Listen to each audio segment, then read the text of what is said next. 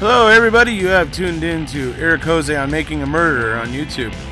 I cover virtually any aspect of making a murderer. I go over the evidence, the documents, the photos. So if you like, stay tuned, and in the future I'll have many more videos besides the one you're about to see. Hello everybody, how you doing today? Today we're here to talk about Dr. Lawrence Farwell, PhD, and his brain fingerprinting technology. Quite fascinating stuff. This is not something that just came out yesterday or anything. No. This is 20 years old technology that he's been working on for 20 years, and he's refined it quite a bit. In fact, after Stephen Avery's trial in 2007, he's worked with the CIA, the FBI, and the U.S. Navy at that point, right after Stephen Avery's trial, and he was refining his brain fingerprinting at that point. He invented it in 1996.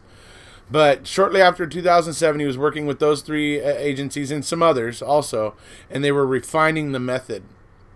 And what they were doing was that his original test was really accurate, but there was a slight problem. There was 12.5%. The conclusion was inconclusive, or the results were inconclusive.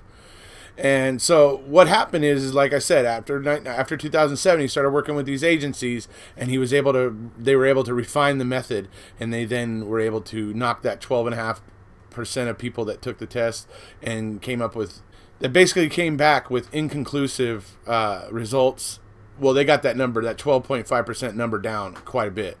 And now the test is very solid, and it's this new branch of the testing that he has now created since that point in time. Well, he wasn't able to talk about it, or write about it, or in any magazines or anything, because it was still being classified as confidential by the government, because that's the agencies he was working with, and so therefore he wasn't able to talk about it until finally in 2012. It was basically made possible for him to go ahead and start talking about it and writing papers about it. So this is the test that he has now done on Stephen Avery. So this is what brain fingerprinting kind of is. We're going to show you. I'm also going to post a video down below, guys, down in the info below. It's a video of basically a reporter who goes in to get brain fingerprinting, and it kind of just goes through the process, so it'll help you guys maybe understand a little bit better about what it is and how it works. So I'm also going to explain it to you here, but if for some reason my explanation leaves you asking a few other questions, that video that I leave in the info may help you out. So, just like with all the other videos with the experts, we're going to start with, why should we be listening to Dr. Lawrence Farwell? What makes Dr. Lawrence Farwell so special, right? Well, here we go. We're going to see his credentials.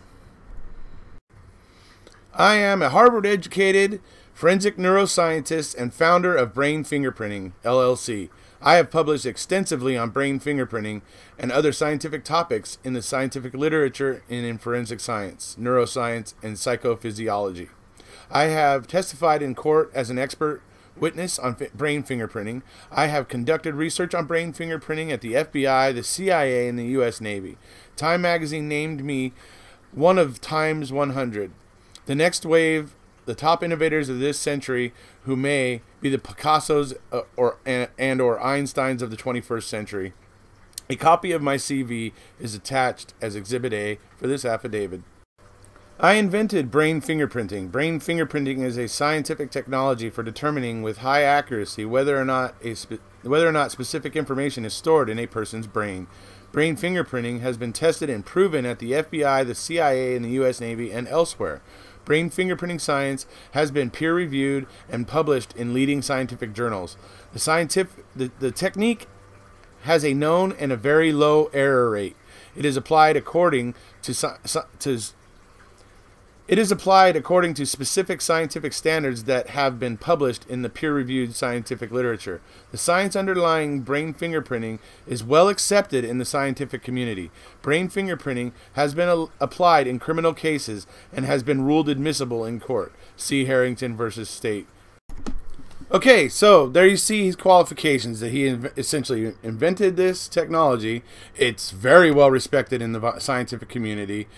And we're going to get to where we see we're going to get to some more about what the prosecution will be able to possibly try to refute in this, but they won't be able to try and refute the accuracy and the validity of brain fingerprinting. So, so we're going to go to the next document here where he's going to do some more explaining about it, and he's going to talk about how what they're doing is they're testing for is the information present in the person's brain, or the whoever's coming in to be tested, is the specific information there in their brain, or is it not present?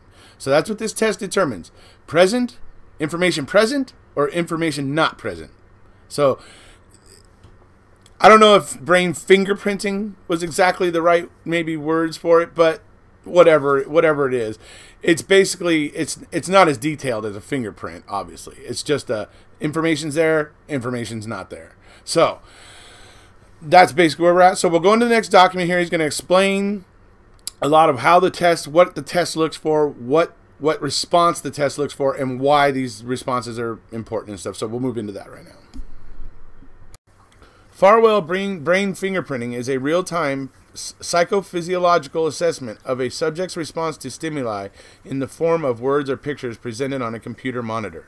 As a forensic method, the test assesses the subject's knowledge of a crime scene or of the instrumentalities or fruits of a crime, and it can also be used to assess knowledge of the particulars of an alibi scene or sequence of events. In the Homeland Security field, it can be used to detect knowledge of specific training or inside information, knowledge of ISIS terrorist training, or the internal workings and personnel in the particular terrorist cell. Brain fingerprinting uses electroencephalography to measure a specific event-related potential known as the P300, an electrical event beginning 300 milliseconds after exposure to a stimulus. The P300 is characteristic of the information processing that accompanies recognition of stimuli in comparison to a remembered context. I have extended the analysis of this event-related potential further in time to take account of additional information. This extension of the P300 is known as a murmur, memory and encoding related multifaceted electroencephalographic response, or the P300 murmur. Just as a personal computer emits a characteristic sound whenever its central processing unit is transferring information from or to the hard drive or spinning up a optical drive, the human brain emits a characteristic P300 and murmur electrical response whenever the subject responds to a stimulus by updating his memory context to the account of the stimulus. The P300 murmur response is not evoked when the stimulus is irrelevant to the subject's memory context. If the person is a witness or perpetrator of the crime, his response to stimuli that embody accurate details of the crime will evoke a P300 response. These crime or situation relevant words, phrases, or pictures are referred to as probes.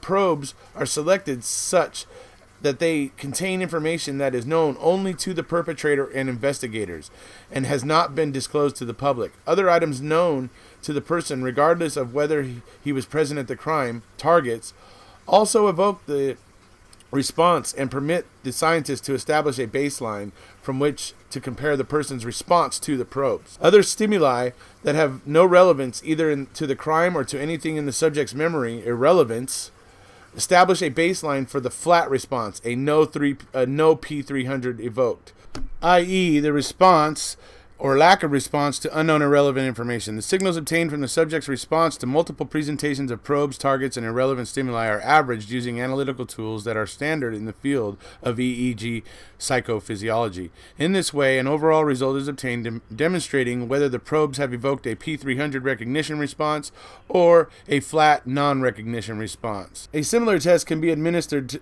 to probe the subject's alibi defense, however. In the case of an alibi, all that can usually be determined is whether the alibi story has validity in the subject's remembered experience. It is not usually possible to determine whether the exact timing of the alibi experience places the subject away from the crime scene at the time of the crime. In other words, a brain fingerprinting test that shows that the subject's brain contains a record of his alibi and is of value only that it shows that the memory of the events of that time period of the crime is intact. Such a finding does not prove that his alibi is valid or exculpatory. Okay, so there's a bit of explanation into how this whole thing works. Now, what happens is they do an investigation before the subject ever comes in for a brain fingerprinting. They do an investigation, and they find out all the pertinent information, and then they get what they need to recreate it, and or pictures or whatever. And then what they do is they create like a computer program. It's a bunch of images, words being said, words being put on the screen, and things like that. But the right words, the right images, the right things that they're putting on there. Now, they go at this from a kind of a few different points here. They like to find some kind of incident in the person's life where they will definitely have a memory response. They will definitely see it, remember it, and therefore they will issue a P300 response. P300 is that range in the electroencephalogram that they're looking for, that shows that your memory is essentially booting up. Your processor is booting up, and you are like thinking and remembering things. Okay, so it's interesting stuff. So what happens is they create these scenarios. The first scenario is one that they fully expect the subject to know and trigger a P300. Okay, they also put in a irrelevant one. They put in something that has words and objects and images that the subject should not have any kind of recognition of, and therefore there should be no processor boot up, right? So there should only be a non-response. Okay, and then they do the actual thing about whatever they're testing for, the crime scene, the act, the murder weapons, whatever. So then they create imagery and wording and like speech for that in the computer program. And then so you understand the process here. They do one that they put one scenario that definitely should elicit a P300. Okay, so that way they know, okay, yes, this person is reacting and giving us a P300 for something that they remember. Then they put in a bunch of stuff that they know the person has no connection to, has no recollection of, and would therefore have no kind of response, and verify that they don't get a P300, right? And then there's also the third scenario. Now, the third scenario is where they're actually looking to see whether or not they get the P300, but they set it up by basically calibrating the test by the subject definitely will remember and something that the subject definitely won't remember, and that's essentially how they kind of are calibrating the test. So they give them all three, and they do it all at the same time. I don't even think they have a particular order. The person sits down, all three scenarios are put out, and they are measuring the responses at that time. And so then by looking at how the subject responds to these tests, they are able to do an averaging and an analytics, and they have like an algorithm, obviously, that they put this through that kind of sifts through the data and whatever. And this is how they come up with their percentage of whether or not, their realistic percentage of how much this person knows about this particular act or event. Okay, so it also talks about that it can test the validity of a person's remembrance of their alibi, but what it's saying, but the problem is that it's saying is that it's saying is that that person has that memory of that experience of going to that place and doing whatever it is they said they did. That it's only saying that is in their brain, that experience is somewhere in their brain, but they could have been lying. That experience could have happened a day or two before, a day or two after the incident. You don't know. It's just the alibi that they're saying this is where I was and what I was doing, and they can test and see if that memory is actually existing in the person's brain, but they have no way of saying exactly when it happened. So they can't, it's not exculpatory, as they say, in helping a person prove their alibi, because it only proves that the person just remembers those acts and being in that place, but doesn't pin down the exact time of when that person. That's why I was saying about brain fingerprinting it's not as detailed as fingerprinting. It's not. It's highly useful and it's extremely fascinating, But it's not quite as detailed as fingerprinting, because you would think if it was fingerprinting, then they would have some way of tying down exactly the time of that alibi experience, but it's not. It's basically testing. Is the information there? Is the information not there? So, all right, we're going to move into the next document now, where it's essentially going to be talking about the preparation for the test. So, here we go. Newly discovered forensic science evidence. Forensic science testing has demonstrated that the perpetrator initially attacked and wounded or killed Teresa Halbach under completely different circumstances and in a different location than anything that was discussed in Mr. Avery's trial. Recently obtained blood spatter evidence has demonstrated definitively that the perpetrator struck Teresa with an object when she was behind her car and the rear cargo door was open. This deposited blood spatter evidence on the inside of the cargo door that could not have been deposited in any other way. As in every crime, the brain of the perpetrator was central to the phenomenon revealed by the newly discovered blood spatter evidence in the Avery case. The perpetrator's feet stood behind the car, and the perpetrator's hands wielded the object that struck Teresa. The perpetrator's feet and hands, however, can operate independently. The perpetrator's brain controlled the actions of his hands and feet. The perpetrator's brain controlled and processed the phenomenon that the perpetrator attacked and struck Teresa when she was behind the car and the cargo door was open. The perpetrator's brain is different from the brain of an innocent suspect. The perpetrator's brain processed the information that Teresa was behind the car, and 2, the cargo door was open when the perpetrator attacked and struck Teresa. An innocent suspect's brain processed entirely different information at the time of the attack. For example, that the innocent suspect was at home doing something else other than murdering Teresa. Having had different experiences and having commanded different actions, the perpetrator's brain is different from the brain of an innocent subject.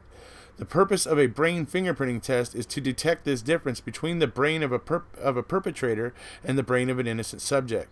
There are 3 ways that the record of these 2 facts, that the perpetrator attacked Teresa when she was behind the car and the cargo door was open, could be stored in the suspect's brain. Number 1, the suspect is the perpetrator, and he obtained the information when he attacked Teresa. Number 2, the suspect is a witness to the crime, and he obtained the information by witnessing but not perpetrating the crime. And 3, the suspect did not perpetrate or witness the crime, but rather obtained this information after the crime, e.g., by seeing it in the news media or hearing of it during the trial or interrogation. Okay, so if you've seen my video about the blood spatter, and I will, by the way, leave that one below in the info as well. If you see my video about that, you know that it's now one of Zellner's experts has recreated the situation of, there was blood on the interior of the cargo door. And he recreated the situation. And it turns out that blood that's on that door is cast off blood from an object, from a hammer. So, anyways, go check out that video if you don't know what I'm talking about. Go ahead and jump down to the info real quick. Go over and watch that video and then come back to this one. So what it's saying is that now with this new evidence that Zellner's expert has come up with about, explaining that blood spatter on the rear interior of the rear cargo door, they now have a new incident that was never talked about at trial, never talked about in the media, never talked about at all. It was never talked about in any way. So that meant they could test Stephen about it, because if Stephen never heard about it on the media, never heard about it from investigators, never heard about it from anybody, he had absolutely no knowledge of it. Okay, Kathleen Zellner discovered this with her experts and didn't tell Stephen about it, obviously, until after the brain fingerprinting. So that's why this can work, and that's why when Stephen is shown that sequence of events and he has no response to it, it tells us somebody else took a hammer to Teresa there at the back of her RAV4. And honestly, if Stephen Avery had a memory of it, trust me, he would have had a P300 response. I mean, especially with a memory like that. I mean, I just can't imagine you could get around creating a P300 response.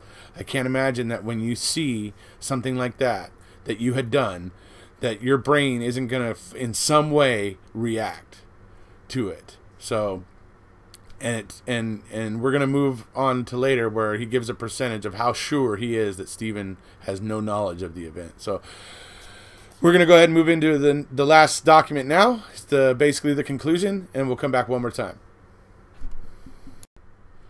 Brain fingerprinting test on Stephen Avery. On May 2nd, 2016, I conducted a brain fingerprinting test on Mr. Avery.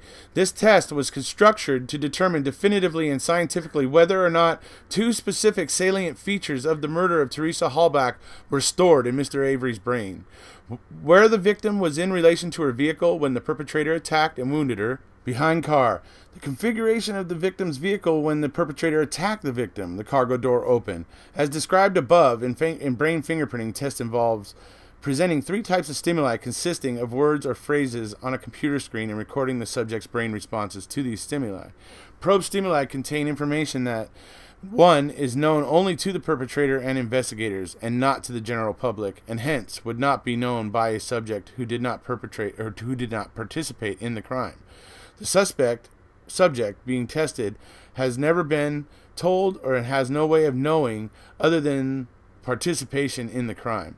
The subject being tested explicitly denies knowing for any reason.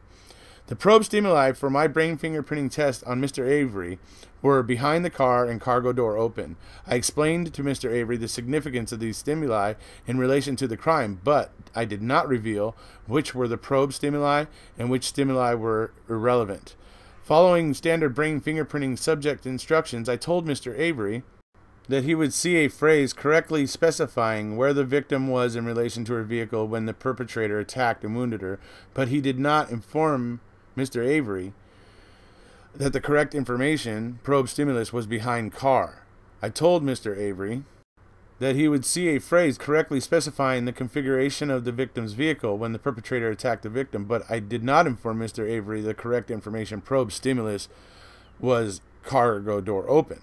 The irrelevant stimuli corresponding to where the victim was in relation to her vehicle when the perpetrator attacked and wounded her were equally plausible, but incorrect.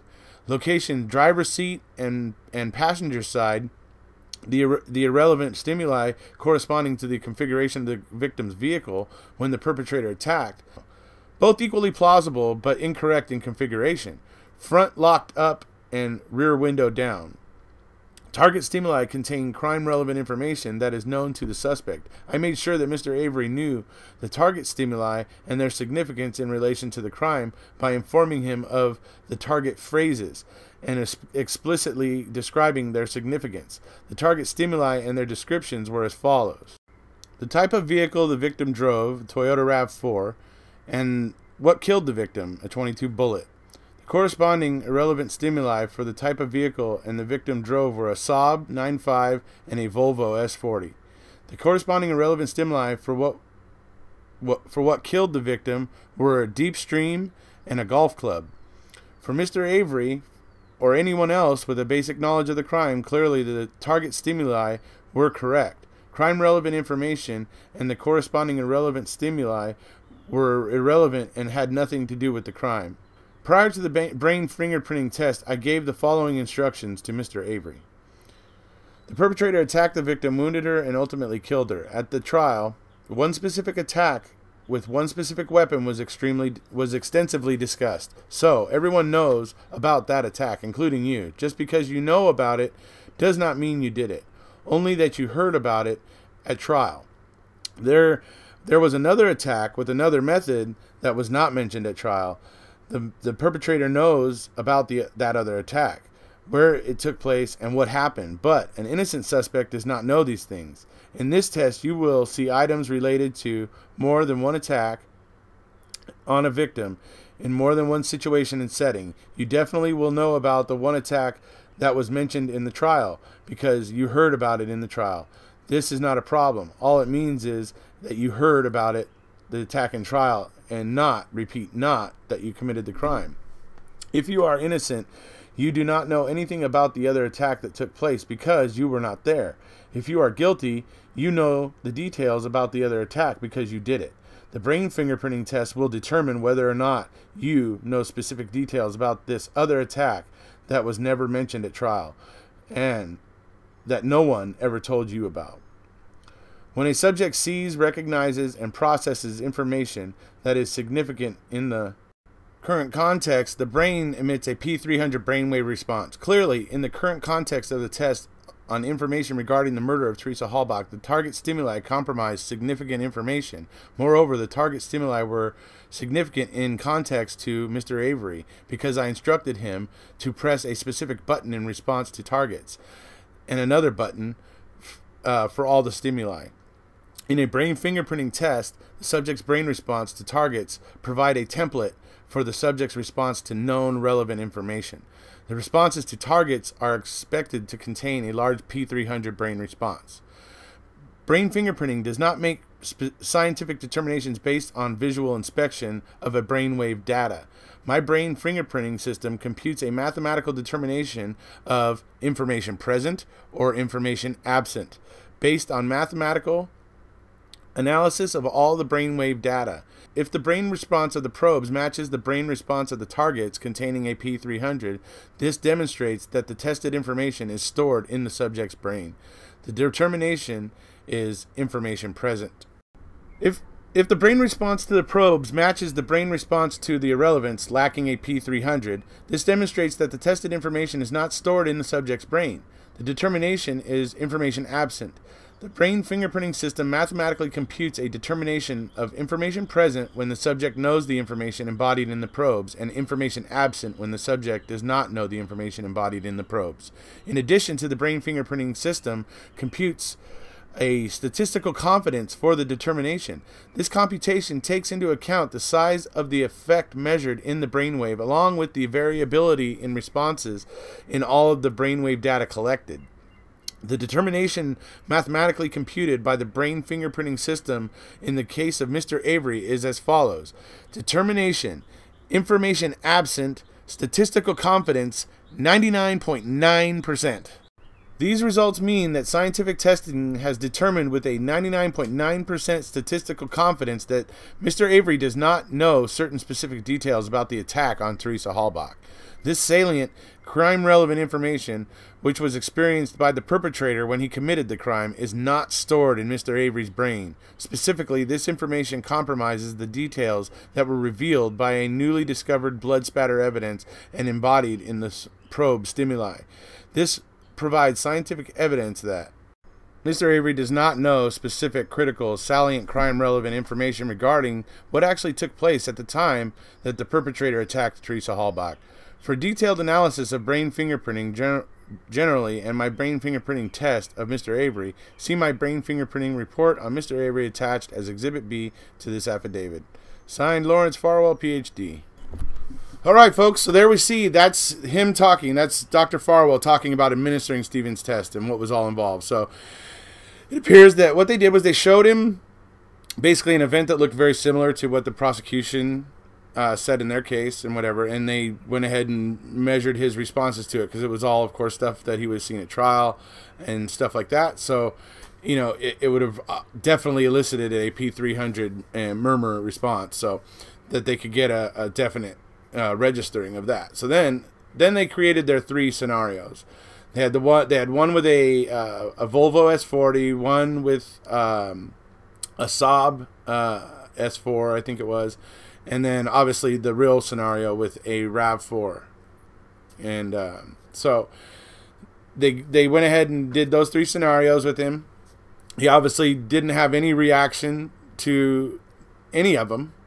He had no reaction to any of them, but he did, obviously, they had buttons on his station for him to say when he recognized like a person, you know, when he saw a person he recognized, or if he saw, or something that, you know, like that. So what they've determined is that because what basically they first of all said that they had to explain the fact that obviously Stephen's going to remember the whole theory that was at trial, and he had to sit through the trial, so he heard all about it. That's also going to be in his memory. But what's coming into play here is the fact that the new blood spatter expert has determined that Teresa Halbach was killed at the back of her RAV4, and that the stains on the inside of the cargo door of the RAV4 are cast-off stains because somebody was doing this, and when they brought it back, it was throwing blood backward onto the interior door, which was wide open. Which was wide open. So they now know that's the case, and they know this was never talked about at trial, not talked about by investigators, because the investigators thought that blood got there because somebody threw Teresa into the RAV4. Like I said, you can check out my video about the blood spatter expert. It goes over all of that. So there is no way that Stephen could have possibly had any knowledge of this situation when Zellner set up the brain fingerprinting after she found out about, after her blood spatter expert came back and told her what that spatter was.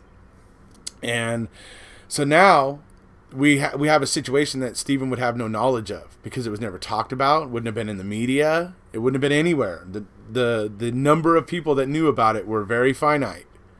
Okay, so they go ahead and run their P3. They go ahead and run their brain fingerprinting on him, and obviously they get a P300 response from the one that they set up. Obviously the one they wanted to get their baseline of registering his P300 for sure, which was the scenario with the RAV4 and the 22 bullet kills her.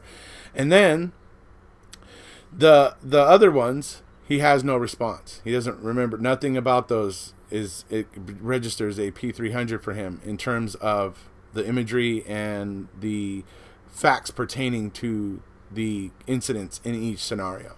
So he basically, what it comes down to is Dr. Farwell says the brain fingerprinting machine, after calculating all the algorithms and the different wave readings when it was measuring Stephen's responses, it has come up to a 99.9% assured, basically assured that Stephen has no knowledge of this event.